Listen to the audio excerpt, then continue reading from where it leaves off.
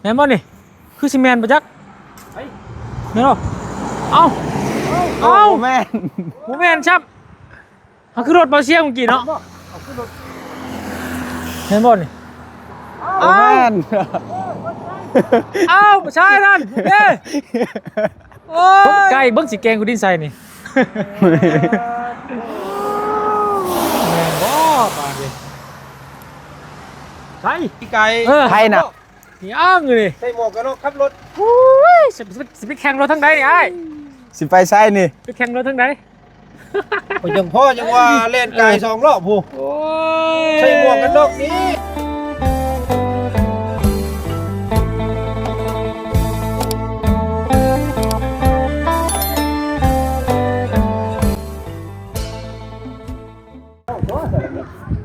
เนาะ ฮะเป็นยัง ไก่ไปเลยเว้นแล้วไก่พี่นี่ กูไม่รถเสียงบ่ เพราะว่านึกว่าอันรถน้องสอนเพิ่นอยู่หลังรถบ่เสียงจริง บ่ ตายไปเลย เอ้าสั่งบาทแท้เนาะ ตายกู เอานี่น้องนี่หมากระเบิดแน่นี่เอาไปอันหนึง ตัวนี้ ตัวนี้เอานำฟังเสียงคนผู้โชคดีไป แป๊บเลยระเบิดเฮ้ยแม่นจับโอ้ยของคอยเวลาพี่น้องเลยเนาะสิมาฮอดงามยามดี ใจจ่ออยู่น้องสอน จะอดใจจ่อต้องซ้อนกับคล้องคอยถ่า สบายดีสบายดี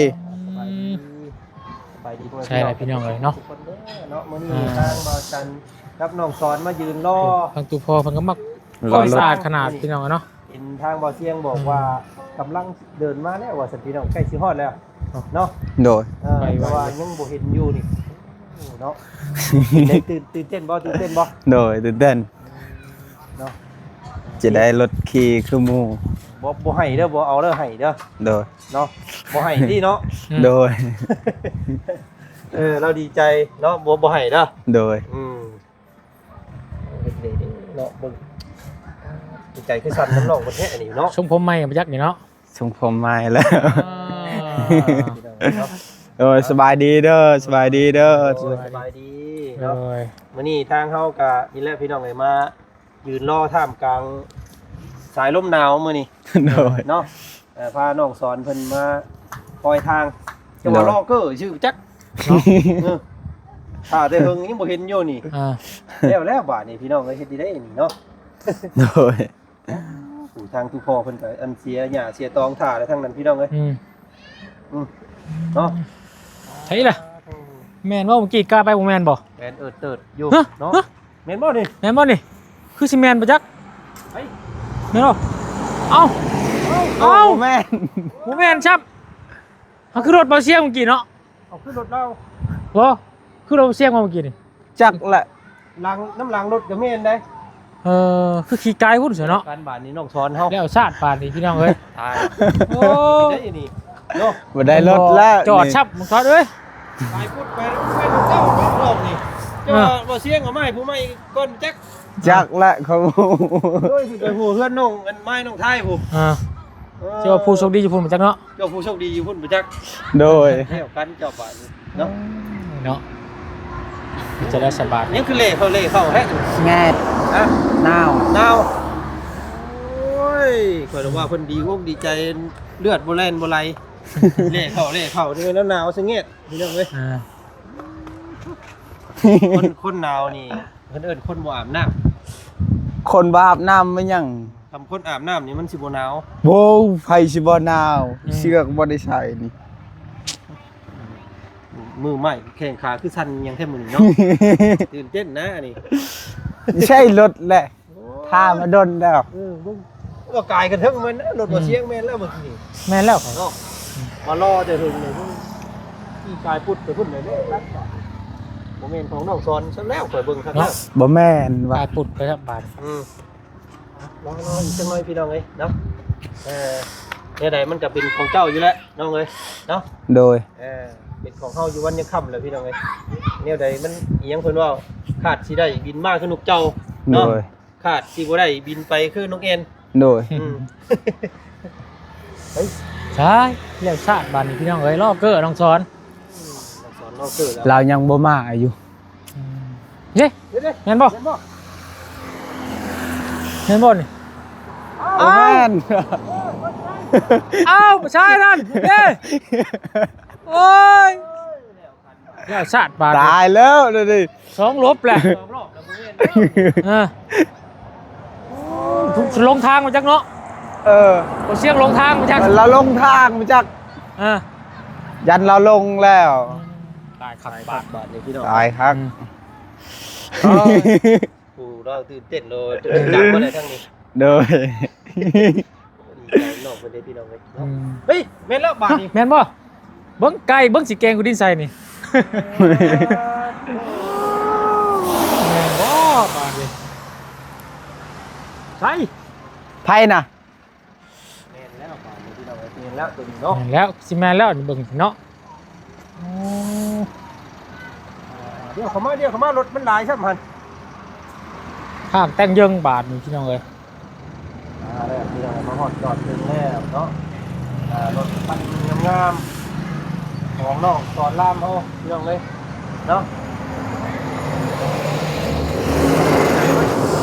ตายของรถเป็นเปล่า โอ้มันเข้ากับคนเลยเนาะรถกันเนาะเข้าคนเลยได้เข้าบ่ เนาะ บึกบึนดีคือคนเลยพี่น้องเอ้ย นะครับ โอ้ เคลียร์กินขี้ต้น เก็บดูว่า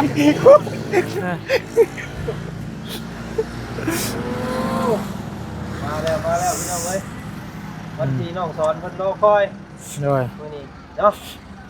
เอ้า ไพ่น่ะ ไอ้น่ะเบิ่งอ่ะ จังพ่อแล้วจังพ่อจะมาขี่ไก่ต้องทำรอบ นี่อ้างอยู่นี่ ใส่หมวกกันน็อกขับรถ โอ้ยสิไปแข่งรถทั้งใดนี่ไอ้ สิไปใช้นี่ ไปแข่งรถทั้งใด จังพ่อจังว่าเล่นไก่2รอบผู้ โอ้ย ใส่หมวกกันน็อกนี่ โอ้แล้วใช่ เออ เจ้าก็ได้เนาะใส่ บ้านเป็นจังรอบกินนี่ 2-3มูล 2-3รอบ น้องสอนมันใจหายวัดนึกว่าบ่เป็นของเรา อ่า แม่นบ่แม่บ่ได้ตั้งใจเด้ที่เข้ามานี่เด้เป็นน้ำหมวกไม่เป็นจักนี่ โอ้ยเปลี่ยนแล้วเอาใส่หมวกกันน็อกพี่น้องเลยตายครับ ยังไม่ล่ะพี่ใช่ครับมันคือเออ เนาะ ใช้มันมืดดำเลยไปจ้ะ เข้ามาโอ้ยยับหน่อยหน่อยเด้อยับเด้อ เบอร์ยับกลายับใช่ดอก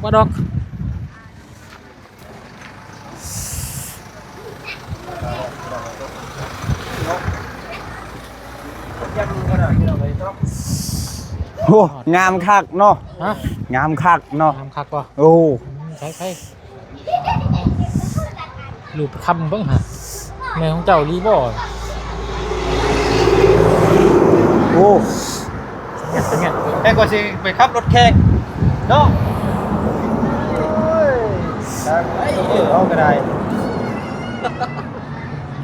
ยังพอยังว่าเล่นกาย2-3รอบ อ่า หนาวเด้ อ่า หนาวข่อยมองยังบ่เห็นเปิดร้านเองก็ยังปิดด้วยใส่หมวกเลยไปฮอดบ้านตะกี้พี่หนูกินนี่ กลับมาแล้ว กลับมาอีกวันมีไปพุ่นนี่ไหวแล้วทางนี้หนาวบ่หรือว่าเป็นแป้ง สั่น จริงไปหมดแล้ว โดยดีใจได้รถใหม่ เดี๋ยวเบิ่งโลกข้างหลังเต็มอยู่เหรอ อืม ซีถึง เพลงเจ้า มายินดีน้ำน้องซอนเนาะ เนาะ โอ้ เอาใส่เอาหมวกก่อน มอบแต่หมวกนี่ก็ดีใจเลยครับใจละลาย เอาหมวกมาเด้อสวยงามเนาะ โดย หมวกสวยงาม หมวกก็งามแล้ว เรียบร้อยแล้วพี่น้อยมาฮอดจนถึง มาก็ใส่ด้วยได้พี่น้องไอ้เจ้าของคนก็ได้ เคยบ่ โอ้ยเนาะ ดำทั้งมันเลย มันทีรอคอย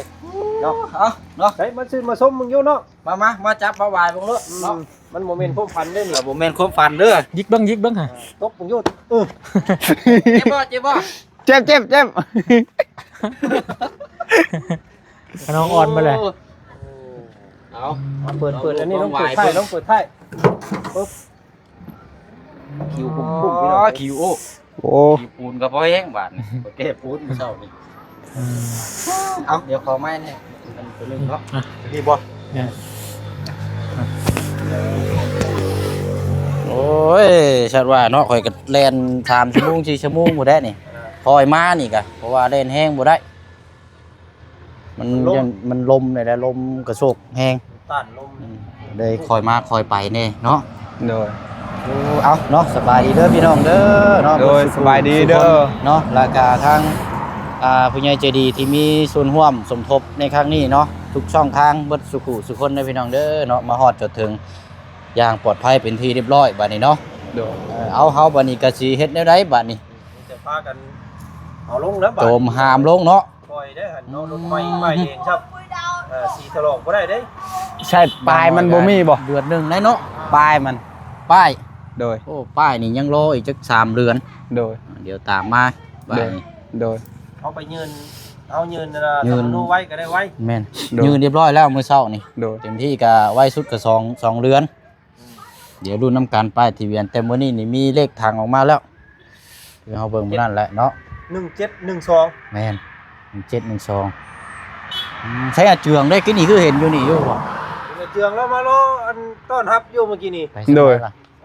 มัดไปแล้วเราเมื่อแล้ว อ๋อเห็นอยู่ได้เฮาไปได้วิบัดนี้ลุยเฮ็ดเลยเอ้ยปึ๊บมาเอาพี่ก่อนเอาดูเด้อ มันเอาเข้ากับคนดนตรีพี่น้องเลยคอยเด้อคอยเด้อ เฮ้ยเอามีดบ่ เอามีดหั่น เบิ่งเอามีดให้ก่อนแก้บ่ได้แล้วฮะ แน่นดีเข้ามา เนาะสีน้ำมาเริ่มเนาะ อ่ะ ขาวน้ำเงินด อืม ำเท่าง ามสีนี่ สีที่ว่าขายดีขึ้นนะในเวลานี้นะที่ว่าต้องตลาดจนต้องการโอ้โลกแม็กอย่างดีเลยเนาะ งาม ตีนใหญ่ดีครับหลอกตีน ตีนก็ใหญ่เนาะเอามาคำมาคูณได้บัดนี้เนาะวันนั้นก็จังนี่ได้ล่างบ่ต้องล่างได้เนาะคันบ่ล่างนี่บ่ได้เด้นี่สิมีแนวเป็นไปเด้มันต้องล่างมันต้องชิดต้องถูเด้ ขี้ไก่ โอเค เอาไว้รูปมันก่อนก็ได้ละวางเอาละแล้วเนาะมีไผเลยป่านนี้เนาะ เชื่อมกับเมื่อแหละพี่น้องมาดูจริงได้ 3 คนได้จังสิอยู่นี่มาว่าจานมา ให้น้องเพิ่นจับหัวเพิ่นเทิงมันก่อน เจ้าจับจะพุ่นเจ้าเลย จับหัวเพิ่นเลยมา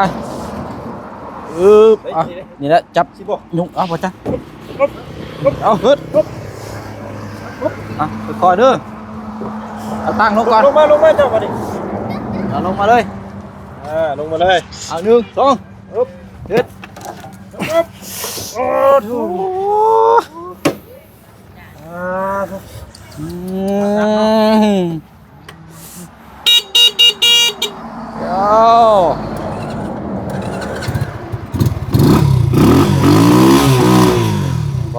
ว้าวของมันแรง ที่แรงนะ ข เนาะ องพี่มันแรงใจเย็นๆน้ำมันได้เบิ่งนะ มันเครื่องคนเปลี่ยนให้เรียบร้อย มันเครื่องบ่ต้องห่วง เอาลองดูใจน้องคนเย้พี่น้องไง เอาเดี๋ยวให้ทั้งน้องเพิ่นเช็คเบิ่งก่อนเราเฮ็ดเองเลย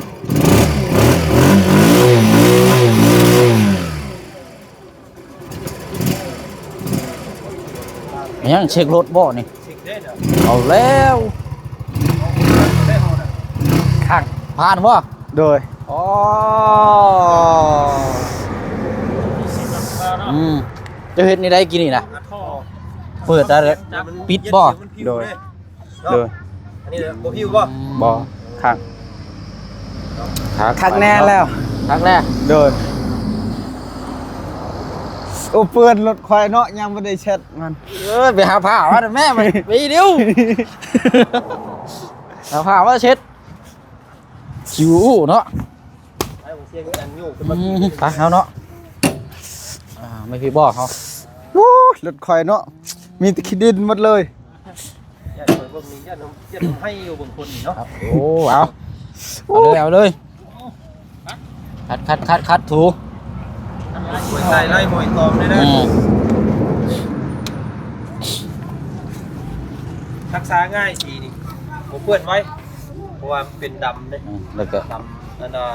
ช่วงล่างนี่ดำมาเลย มันเป็นสียอดนิยมเนาะ นั่นอีเมียงบุกิน สียอดนิยมโอ้เดี๋ยวเอาให้น้องเพิ่นน้องขี่เบิ่งบ่รอมึงจังน้อยเนาะ เอาก็นอกกันได้น้องเอ้ย เนาะ นอกมา โอ้เอาลองแถวนี้เด็กน้อยก็ได้เนาะนี่ทดสอบแถวนี้เนาะ เย็นพวกมะขามมาแล้ววะ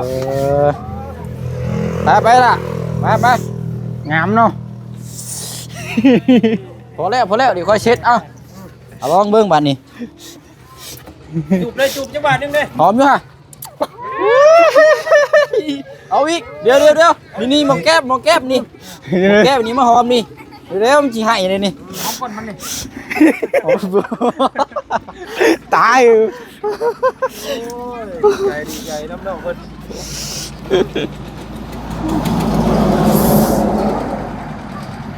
โอ้สั่นเบิ่นหลายมือค่ะ โอ้ข้าง จักสันหนาวจักสันดีใจ เนาะมาพร้อมกันเลย มีเสือได้เนาะ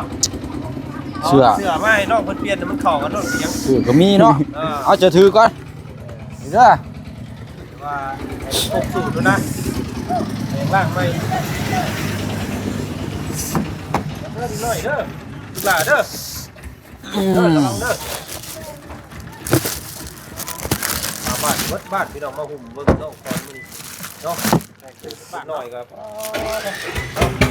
อ่ะ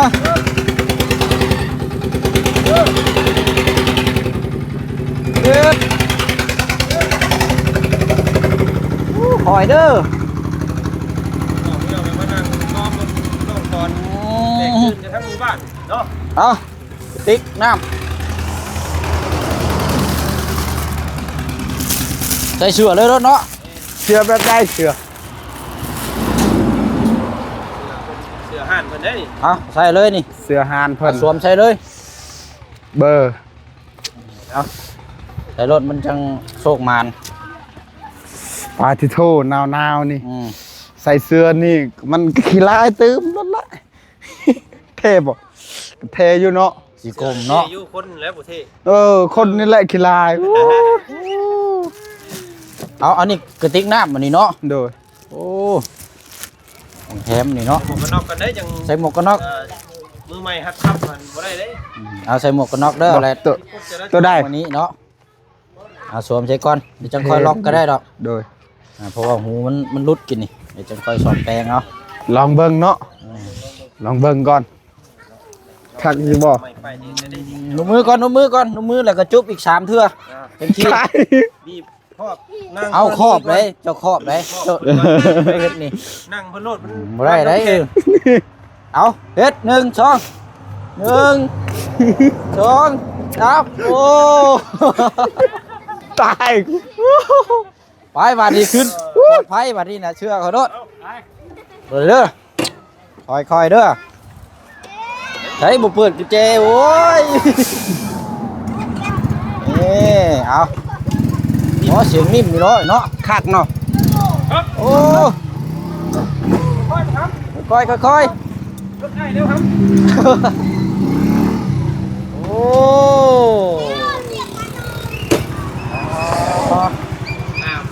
โอ้สูงเนาะ ฮะ สูงรถ สูงบ่พอดีแล้วกับคนหุ่นสูง บ่อีกนิดนึง อย่างเงี้ยมาหึกันทางเพิ่น อยู่นี่แหละโยม โอเคเนาะโอ้ยเอามีหมองไรแน่เฮาสิให้น้องเพิ่น เช็คเบิ่งอีก เช็คสภาพแล้วก็พอได้แก้ไขมีหมองไรมุมไรเจไรแน่เบิ่งอยู่ห่ะ ก็เนียบเบิดได้บ่ได้ก็ได้ ยังอยู่เลยยังบ่ทันได้ทดสอบว่ามันใช่ระบบอย่างแน่ตัวนี้ตา LED เด้นี่เนาะเด้ตา เปิดเด้อนี่พี่น้องยิงเห็นฮอดผู้ลูกคน โพดโพเนาะน้ำมันนี่ยังอยู่ดอกเดี๋ยวเจ้าจงไปเติมหม้อนี่ปิดไปก่อน เบิ่งเลขทางน้ำกันอีก 17 เอาเลยพี่น้องมื้อนี้ออกรถมาเลยเอาตัวนี้เลยโชคนี่นี่ให้พี่น้องเบิ่งน้ำกันเพื่อได้โชคได้ลาบน้ำกันว่ามือออกแล้วก็มื้อนี้มือนี่เลย 12 12เนาะ 12 เด็กมาก 12 เด็กลุงย่าง โดย นะสำหรับหมุนเวียนเนาะคัก งาม ใช้มันก็ล็อกบ่ได้ นี่เนาะอันนี้กุญแจ โดย แจเครื่องบ่ กุญแจอะไรเพิ่น โอ้อะไรนี่เด้อเก็บไว้ดีๆเด้อนี่เด้อ โดย นี่เนาะ โดย ใช้เฮาบาดนี้ถือว่าโอเคแล้วบ่ โดย โดยบริษัทเพิ่นอยากลองเบิ่งอีกแค่หาเนาะหนาวครับ ได้บาดนี้เช้าเข้าไปตุ่มผ้านอนนั่งมาจักตะมึงนี่เนาะเห็นประมาณนั้นเราได้คือเบิ่งนี่ เอาปิดไว้ก่อนก็ได้ โดย ไปจัดเฮา สองดอกพี่น้องเอ้ยอันนี้เอาไว้เฮือน เก็บไว้เนาะ อันนี้เอาไว้น้ำเจ้า โดย เดี๋ยวเวลามันเที่ยอะไรมาเอาอยู่เฮือน โดย แกสองดอก เอา ขอเก็บรูปเก็บภาพนั่นแหละเนาะ เอาขอฮุบน้ำแม่ใส่เอาจับล่ะนี่จับช่องนี่ เอามากล้องหัว จอดถึงเด้อพี่น้องเด้อคนก็อยากเข้าถ่ายน้ำเด้ เนาะ เนาะ อ่ะน้ำกันบ่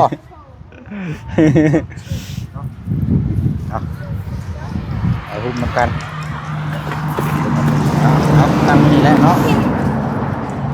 เอาโอ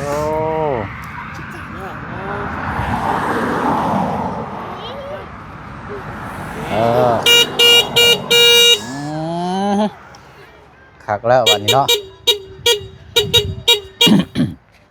โอ้คักเนาะแกเรากันเนาะ ไอ้ตุพอบ้างแน่น่ะ พ่อเฮ้ยพ่อจะได้เหรอมาบังเน้นรถใหม่นี่รถใหม่ภาษาตัวว่าอย่างไร รถไหม้ รถใหม่คือการ รถงาม แบบ ประชาคอยนะ รถ โอ้ ซื้อรถใหม่ มา สบายดี อ้อ สบายดี รัดอ้อ รัดอ้อ โดย เอามาแสดงความยินดีกับลูกเนาะ โดยใจแหลก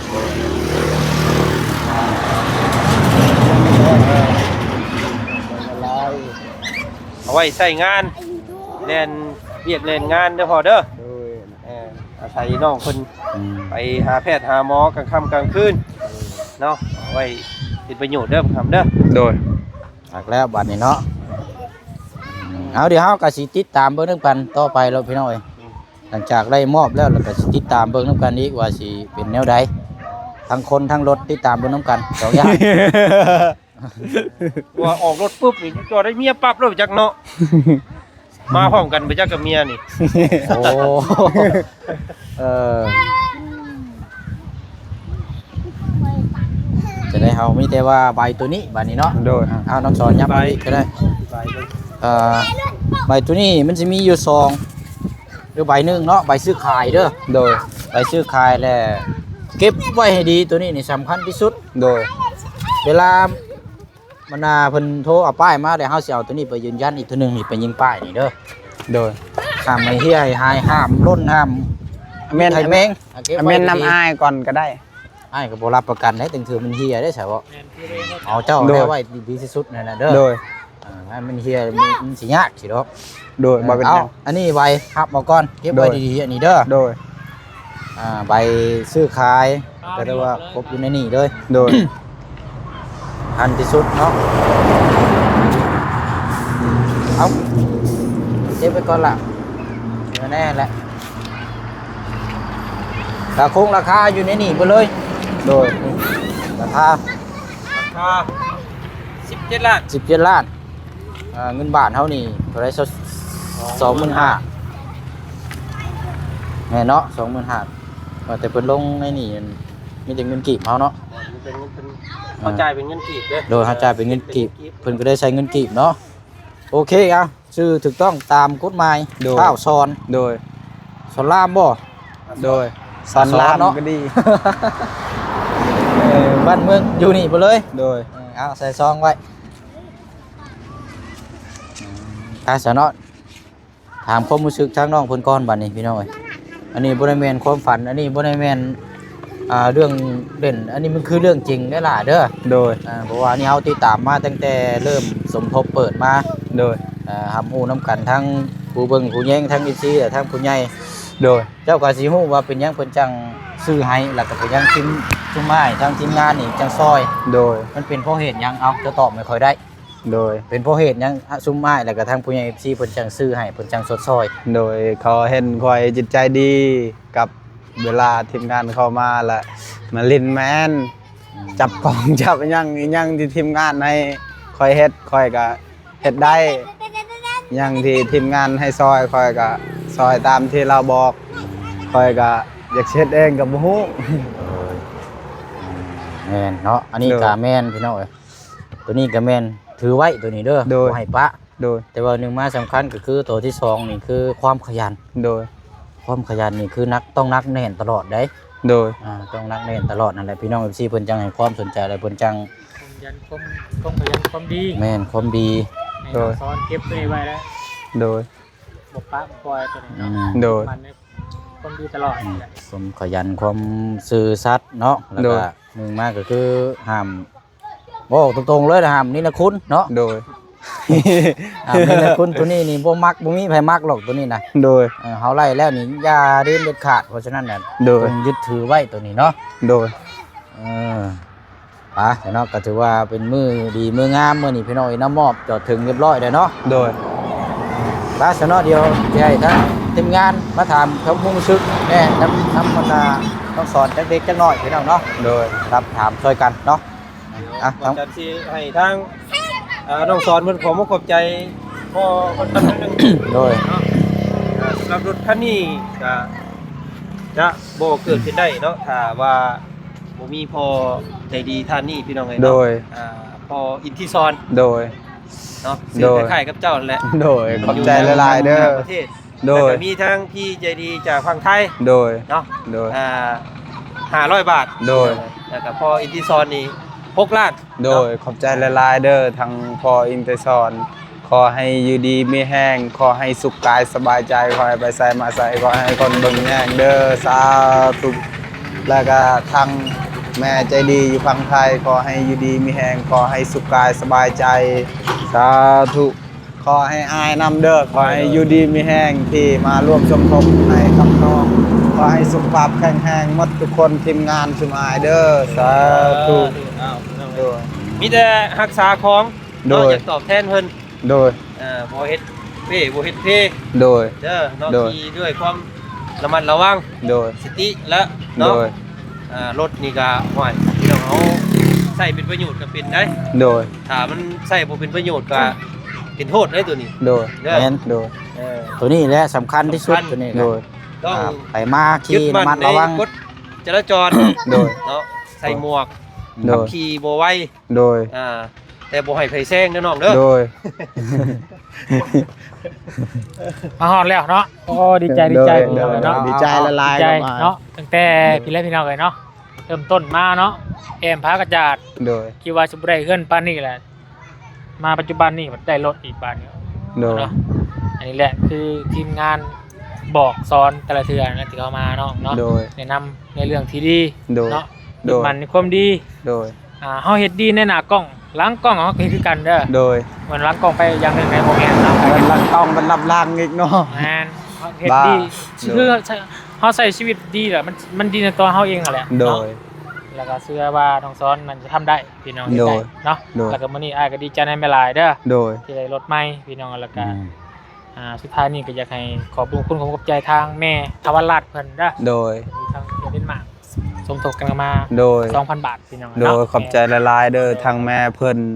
ทางแม่ทางประเทศเมียนมาขอให้อยู่ดีมีแห้งขอให้สุขกายสบายใจเด้อ มวย ขอ เมียน ให้ มา ฮะ เดนมาร์กประมาณ เดนมาร์ก เดนมาร์ก ประเทศเดนมาร์ก ขอให้อยู่ดีมีแห้งขอให้สุขกายสบายใจ ขอให้สุขภาพแข็งแรงเด้อทางแม่เพิ่นขอให้อยู่ดีมีแห้งขอให้ไปใส่มาใส่ขอให้มีคนเบิ่งแยงเด้อสาธุแล้วก็ขอบใจทางอายนํเด้อบาบุญขอให้อยู่ดีมีแห้งขอให้สุขภาพแข็งแรงตลอดไปเด้อขอให้อายุยืนยาวเด้อสาธุ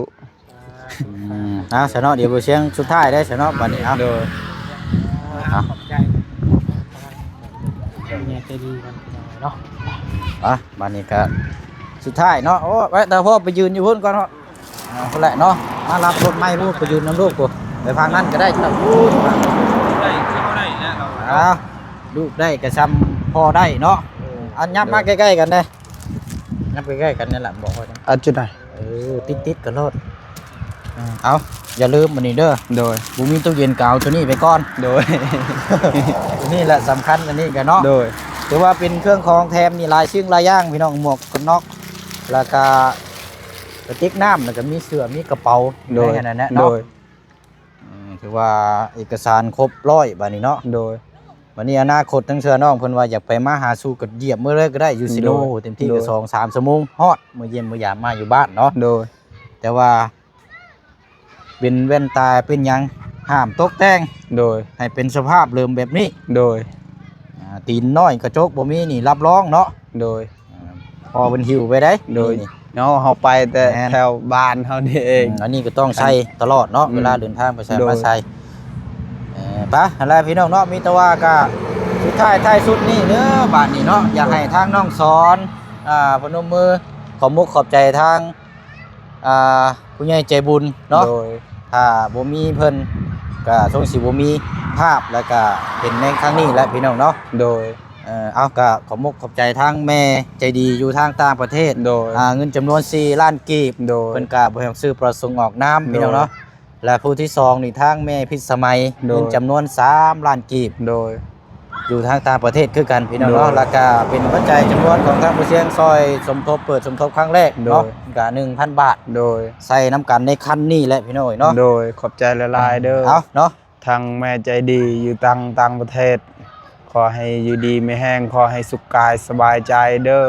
หมดสุคนเด้อขอให้อยู่ดีมีแห้งขอให้สุขภาพแข็งแรงเด้อขอให้ยืนยาวขอให้เฮ็ดเวียกการงานขอให้อยู่ดีมีแห้งหมดทุกคนเด้อ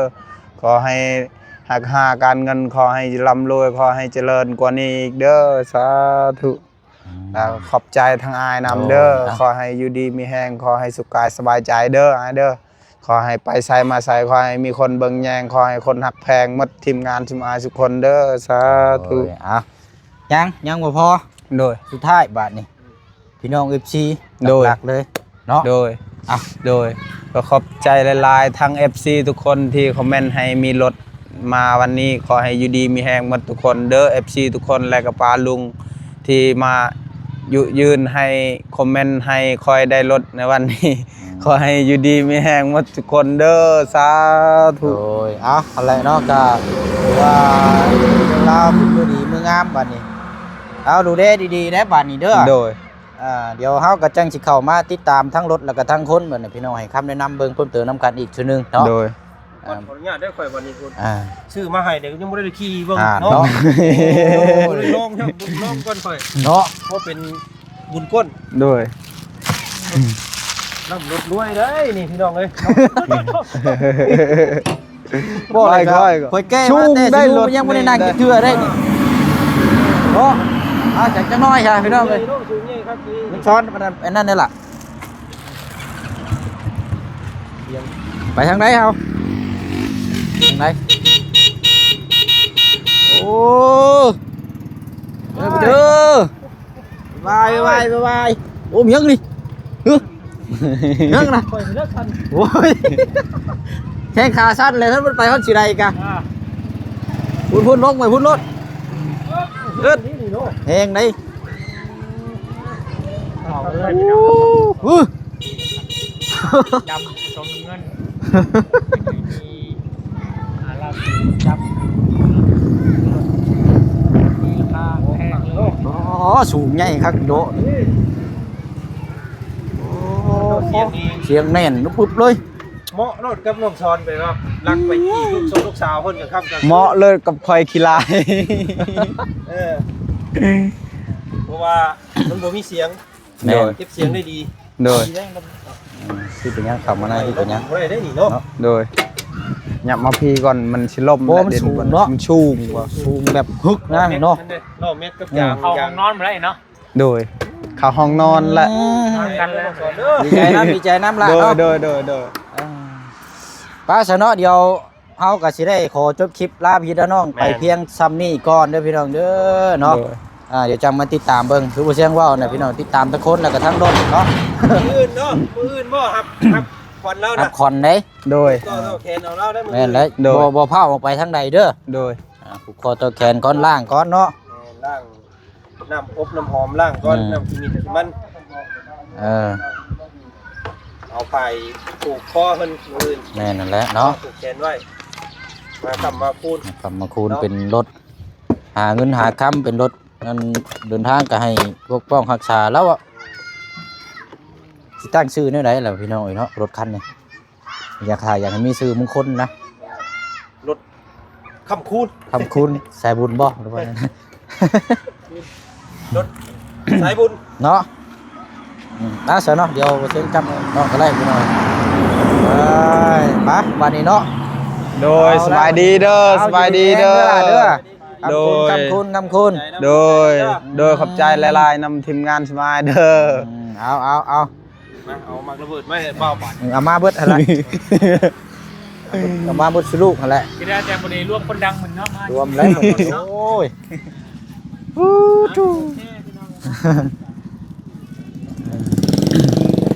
นะเดี๋ยวจังเก็บเมียนบัดนี้เนาะใช้เวลาเดินทางขึ้นมา3 ชั่วโมง4 ชั่วโมงพี่น้องเนาะเพราะว่าคอยมาคอยไปลดลมกับแห้งพี่น้องเนาะมอบเรียบร้อยพี่น้องฮอดจอดถึงเด้อพี่น้องเด้อเนาะยินดีกับทางน้องเพิ่นบัดนี้พี่น้องเนาะแต่ว่าก่อนอื่นก็จะมาฮอดมาถึงนี่การนี่แหละพี่น้องเนาะขึ้นอยู่กับพี่น้อง FC ที่เห็นดีความชอบนํเนาะถือว่าบุญสุขุสุคนที่ให้น้องเพิ่นมีวันนี้เนาะพี่น้องเนาะไปเนาะคลิปนี้ก็ขอมกขอบใจทางผู้ใหญ่ใจบุญเด้อเนาะทางแม่ใจดีอยู่ทางต่างประเทศที่มีส่วนร่วมนํเป็นเงินปัจจัย4 ล้านกีบกับมาทางแม่เพิ่นก็บ่ให้ซื้อประสงค์ออกนามเนาะพี่น้องเนาะแล้วก็ผู้ที่2นี่ทางแม่พิษสมัยเป็นเงินจำนวน3 ล้านกีบสุดท้ายเนาะก็เป็นเงินของทางผู้เสียงเองพี่น้องเนาะที่มีส่วนร่วมสมทบซื้อรถในทางน้องเพิ่นครั้งนี้เนาะ 1,000 บาทพี่น้องเนาะขอมกขอบใจทางผู้ใหญ่แล้วก็ FC ว่าสิอยู่ภายในและก็ต่างประเทศเบิดสุขุสุคนเด้อพี่น้องเด้อเนาะอยู่ดีมีแฮงร่ำรวยในหน้าที่การเวียกงานเนาะเอาจังไดก็เฮาติดตามเบิ่งนํกันอีกวันนี้พี่น้องว่าสิเป็นมาจังใดเนาะเดี๋ยวคลิปนี้หรือว่ามอบเป็นที่เรียบร้อยแล้วพี่น้องเฮาติดตามเบิ่งนำบัดนี้พี่น้องเนาะว่าสิเป็นคนหรือว่าสิเป็นรถเนาะพี่น้องเนาะไปบ๊ายบายเด้อพี่น้องเด้อเนาะสบายดี